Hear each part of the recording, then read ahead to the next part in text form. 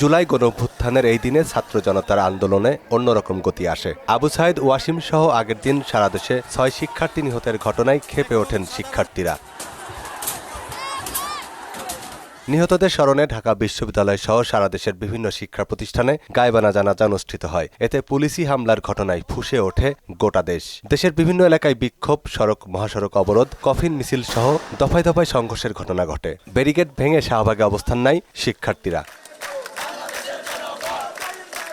ঢাকা বিশ্ববিদ্যালয় সহ বিভিন্ন ক্যাম্পাস থেকে ছাত্রলীগ নেতাকর্মীদের বের করে দেন আন্দোলনকারীরা। ক্যাম্পাসকে রাজনীতিমুক্ত ঘোষণা করা হলে বিশ্ববিদ্যালয় কর্তৃপক্ষ শিক্ষার্থীদের আবাসিক হল খালি করার নির্দেশ দেয়। এদিন দুপুরের পর থেকেই কমতে থাকে ইন্টারনেটের গতি। একটা দেশের তরুণ প্রজন্মকে আটকে রাখা যায়, এই ক্ষোভ আপনি আটকে রাখতে পারবেন, এই রাগ এগুলোকে আটকে রাখতে পারবেন। পরিস্থিতি পর্যবেক্ষণ করতে সাধারণ সম্পাদক ওবায়দুল কাদেরের নেতৃত্বে ধানমন্ডিতে বৈঠকে বসেন কেন্দ্রীয় নেতারা। দলীয় প্রধান শেখ হাসিনা নির্দেশনা দেন, পরিস্থিতি রাজনৈতিকভাবেই মোকাবিলা করতে হবে।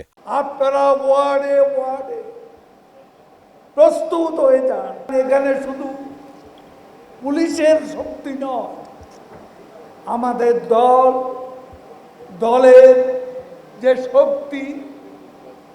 শক্তি বাংলাদেশে মুক্তিযুদ্ধ করেছে। সন্ধ্যায় তৎকালীন সরকার প্রধান শেখ হাসিনা জাতির উদ্দেশ্যে ভাষণ দেন। সর্বোচ্চ আদালতের রায় আসা পর্যন্ত আন্দোলনকারীদের ধৈর্য ধরার আহ্বান জানান। তবে একদিন আগেই পুলিশের গুলিতে নিহত আবু সাইদ সহ ৬ জনের মৃত্যুতে কোনো রকম অনুশোচনা ছিল না তার কণ্ঠে। আমি বিশ্বাস করি যারা কোটা সংস্কার আন্দোলনে জড়িত তাদের সাথে এই সকল সন্ত্রাসীদের কোনো সম্পর্ক নেই, বরং সন্ত্রাসীরা এদের মধ্যে ঢুকে সংঘাত ও নৈরাজ্যকর পরিস্থিতির সৃষ্টি করছে।